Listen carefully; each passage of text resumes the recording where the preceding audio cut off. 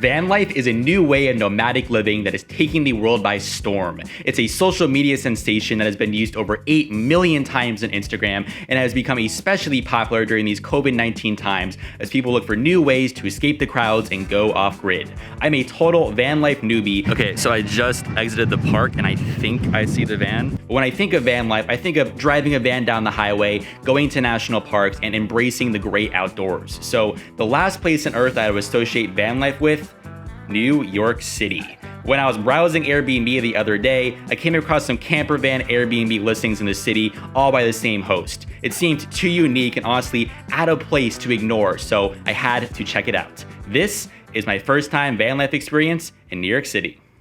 Okay, so first things first, I need to actually find this camper van. We're actually off to a bit of a bumpy start. I was honestly really confused as to where this van is located. So when I booked it, the listing pretty clearly says it's near Times Square. But then when I confirmed my reservation on Airbnb, the map seemed to show that it was in Chelsea.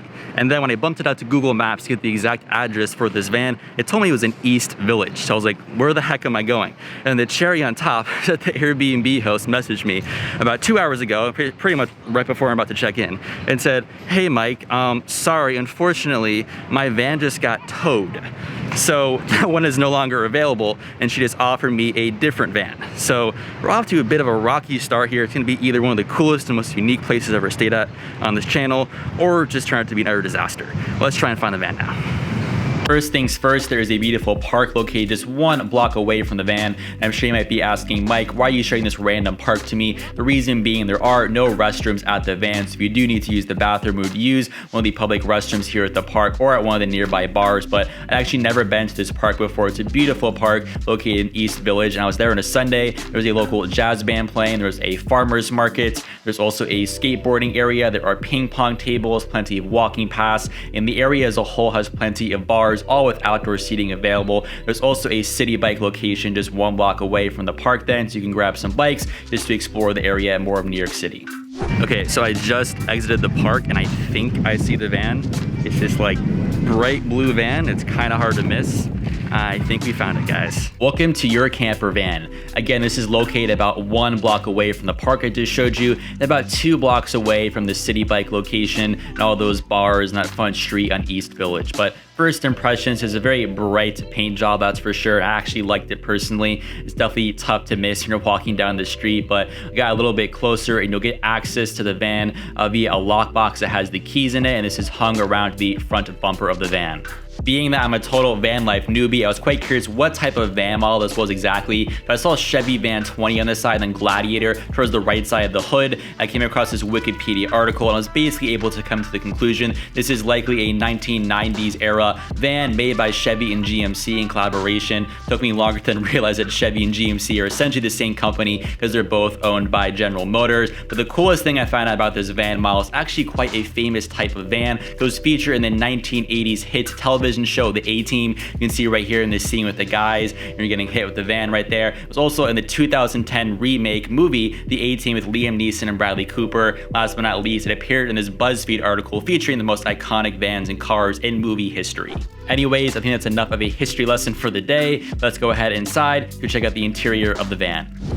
Welcome to the inside of your van. The first thing I noticed is how the upholstery and all the chairs match the outside and the paint jobs. I thought that was pretty cool. How about the interior and the outside match? I do just want to mention it's very important. The van has to stay parked. You cannot drive it, so the keys you receive are only just to open the doors, not to start the engine. I was exploring more up front, and they left some tissues for you, the host, also some toilet paper, which is pretty helpful, and an umbrella. So she really thought of everything for you here, the host. Was very detailed, all the amenities, which is quite a lot, more than I expected for a van like this. There's also then off to the side a mirror she left for you. There's some earbuds as well, because keep in mind, we are again not a national park or off-grid. We are still in New York City. You are sleeping in a van, so it can get noisy at night. That was a very nice touch, I thought. There's also kind of, I guess, a night light I would describe this as. It took me a while to figure out, as you can see right here, how to turn it on, but eventually I did just by squeezing it a few times. So that was kind of nice to have at night if your phone dies, if you've got a flashlight. Also some 2 water bottles right here. So again, important to stay hydrated. Then also off to the right, perhaps most important, is a little kind of generator or plug-in thing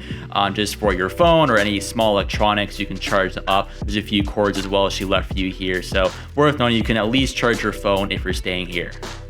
Now we're going to continue the amenities tour. This host really thought of everything. So he left a garbage can for you. This is then some camping gas. And the reason why you might be asking, did you leave some camping gas? There's actually even a heater here as well. So there is a gas fired heater. So you can use this for some of the colder months. Again, I was there in late August. So I had absolutely no need for it. But if you're renting this in the colder months, this is definitely a nice feature to have.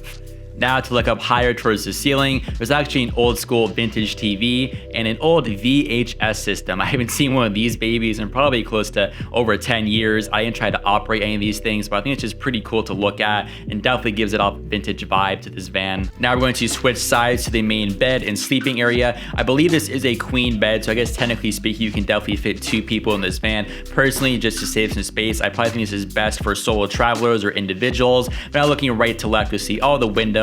Plenty of windows in this van, so some great natural light will be always streaming in. You could also easily open or close the window, just kind of flip a switch right here and open any of the windows. And also most of the windows as well come with curtains, so there's plenty of privacy at night. So I would definitely suggest obviously closing this when you're going to sleep at night for privacy reasons, because there are people obviously still walking around the streets at night and during the afternoon. Also now there's some storage as well underneath the bed. I was kind of jetting my shoes down here and you kind of pull it up right here. The bed is slightly raised, so you can fit a backpack or some luggage under there. And now kind of looking up, out, is as if you're actually sleeping in the bed. This is kind of the view you'll wake up to every single morning.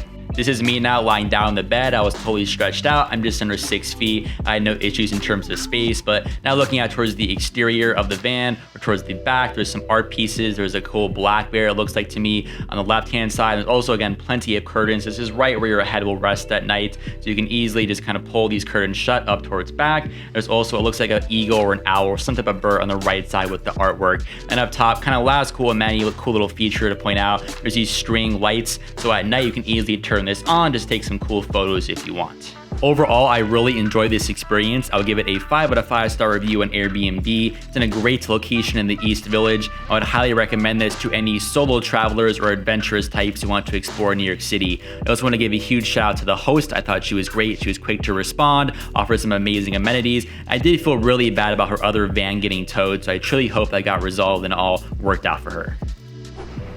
I hope you guys enjoyed this van tour coming to you from New York City. If you did, let me know down in the comments below, and perhaps I'll rent some other vans throughout the country, a van I can actually drive. This one was parked, unfortunately. Maybe actually a really fun video to make. Also, toss me a follow on Instagram at MikeWillTravel for some behind the scenes action.